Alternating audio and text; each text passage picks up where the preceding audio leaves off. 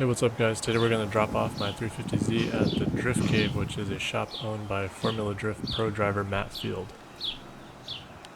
Huge shout out to my buddy Mark for letting me use his trailer so I can tow my car down to the shop.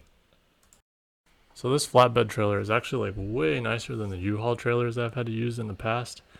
It's so much wider and there's more clearance, and then the fact that it's actually a tilt trailer, so it's much easier to load up your car. There's no ramps or anything you need to pull, and nothing gets caught. It just drives straight up onto it. And if you're looking at it right now, it's just crazy how wide the front end of my car is. Well, the whole car actually like barely fits on both sides. I actually had to remove the fender on the trailer in order to get the car loaded up without damaging his fender essentially. So again, the reason for my front end being so wide is because the lower control arms on the angle kit pushes the front end out so far, so that's just what you got to deal with angle kits. Also, don't mind the wrap job, it's just a beater drift car, so I didn't really bother. Alright, let me show you guys how the tilt trailer works. So you unpin the whole trailer from the axle and everything, and then you just back it up with the wheels locked, and then it'll just slide back and tilt down. Once you touch down, you just lock everything in place and roll the car off the trailer.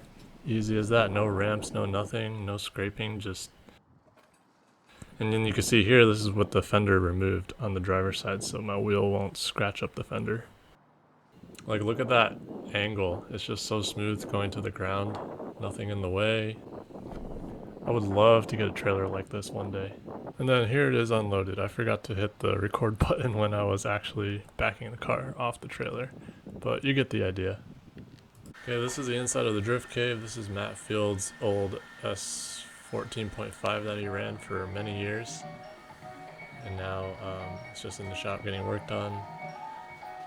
So the shop's pretty big. There's like a few lifts, lots of cool little projects going on, a few 240s, a BMW here. Here's some more shots of the S14, fully tube front and rear. The big old supercharger on the front. It's just so cool to see like these full Formula Drift spec builds up close in person. There's so much detail, even on the inside. Fire suppression systems, rear mounted radiator. So much fab work goes into these things, it's crazy. It's just a beast. Here's a closer look at that S chassis. It's actually a 180, right hand drive and everything. Pretty clean example. Makes me miss my old S13 I had. And of course it's got an SR in it. And some period correct wheels.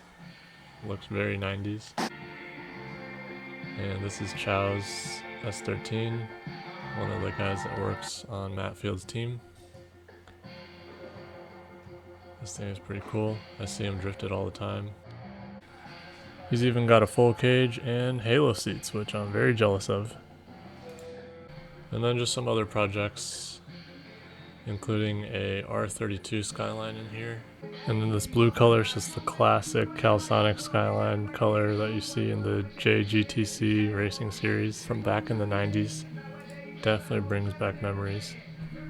Matt Field C6 is actually like super low to the ground. It's pretty sweet looking. Imagine driving this on the street with all that LS power, and the C6s just look pretty good, especially once they're lowered and have a little arrow on them. I'd be interested to drift one day.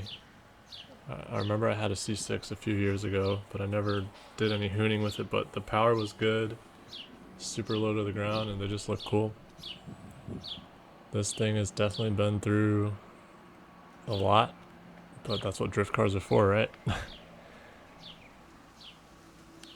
So I'll just be leaving my Z here at the Drift Cave for a couple weeks for them to put in the Sonoma spec cage, and then I'll show you guys how it turns out. So if you want to be notified when it comes out, be sure to subscribe, hit that like button, and then also turn on the notification bell for any of my new video postings. Thanks, and catch you guys next time.